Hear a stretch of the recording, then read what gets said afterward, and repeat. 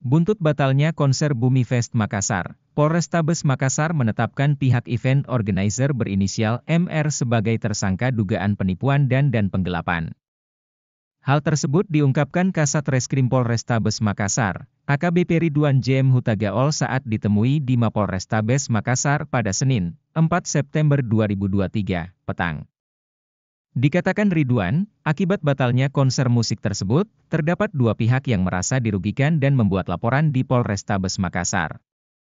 Keduanya, kata Ridwan, pihak sponsor kegiatan dan manajemen pelaksana. Adapun pihak manajemen pelaksana, dituturkan Ridwan, mengalami kerugian hingga 70 juta rupiah. Dituturkan Ridwan, sejauh ini pihaknya telah melakukan pemeriksaan terhadap beberapa saksi yang menguatkan perkara tersebut.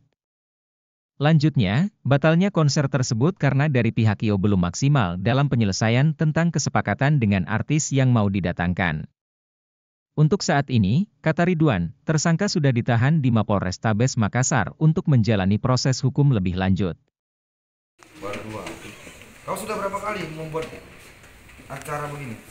Acara sering banget, karena dulu gagal. Sering? Ini tingkat desa atau tingkat RT, Wak? Yang pernah dilakukan tingkat desa atau tingkat RT?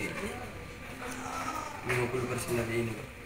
Bukan, baru kali ini gagal? Baru kali ini gagal. Sebelumnya tingkat RT atau tingkat desa? Untuk publik juga sih, Pak. Sudah? Di mana, Bos?